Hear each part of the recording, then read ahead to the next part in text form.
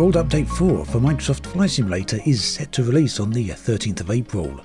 Meanwhile, Fly-by-Wire have a huge announcement for the Airbus A320 and the IndyPac Race enters its final day.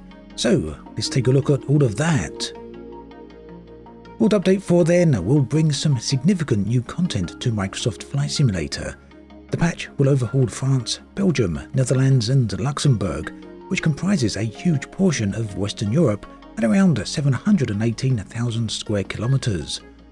As with previous world updates, this will include improvements to terrain, which in some areas will be as detailed as a 1 metre digital elevation map. The update will also bring a few new full 3D photogrammetry cities, which will include Paris and Amsterdam. Now, in a recent Q&A, Asobo hinted that there may be some announcement to do with a plane around the release of World Update 4.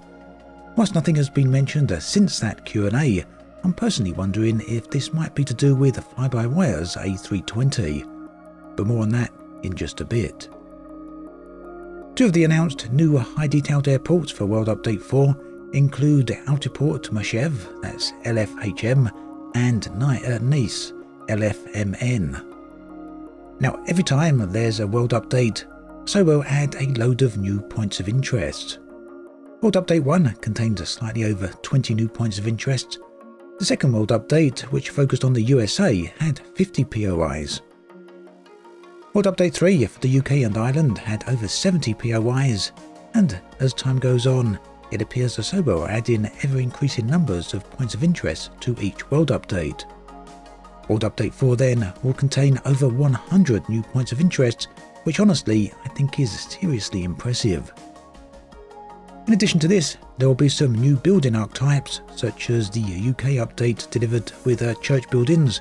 World Update 4 will contain windmills, which of course will be perfect for Holland. And finally, we can expect to see new bush trips and a new landing challenge. So all in all, it's going to be a significant update, and there's plenty to look forward to. But of course, there will definitely be some trepidation among the community for this update, simply because each update for Microsoft Flight Simulator has brought with it a number of problems, and occasionally these have been either game-breaking or performance-damaging, and sometimes both.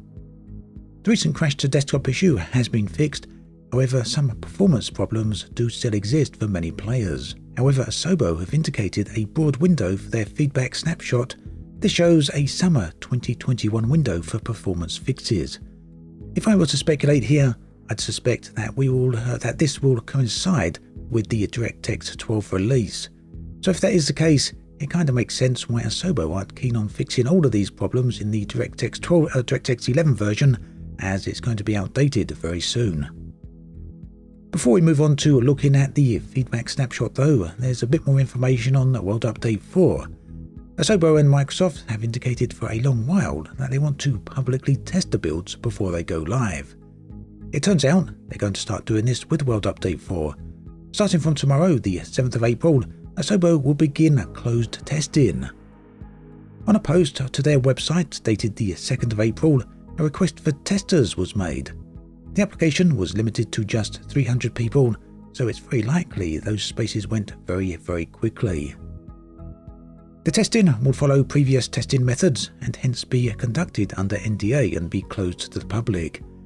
Hopefully, this testing will be enough though to avoid some of the more serious problems that have come with previous large updates. Moving on to the latest feedback snapshot then, the performance degradation that was introduced with the most recent update has been partially fixed. It seems the snapshot is suggesting that the partial fix has now been introduced into the live game. This also includes fixes for the start-stop stutter that came with World Update 3. Now, for the most part, the rest of the snapshot remains largely unchanged from the previous version. So, let's move on to the A320. It's a huge part of Microsoft Flight Simulator. It's one of the planes that come with the sim, and is certainly a popular choice for airliner pilots. However, whilst Asobo did a good job with the plane, it's far from feature complete.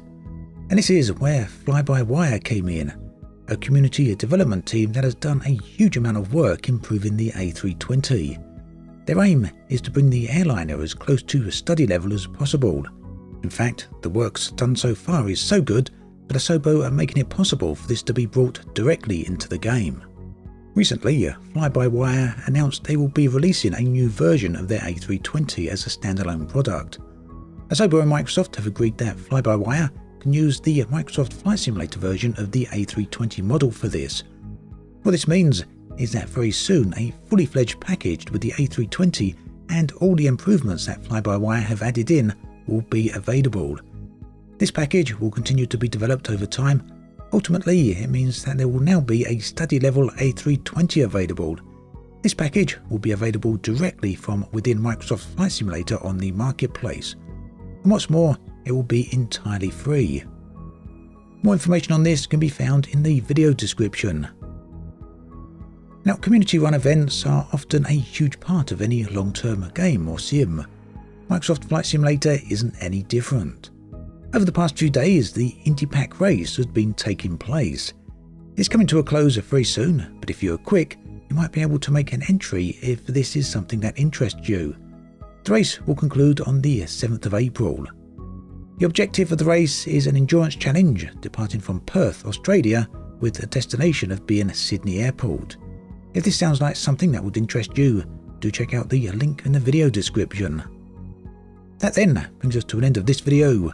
As always, thanks for watching, and I'll catch you guys and girls next time.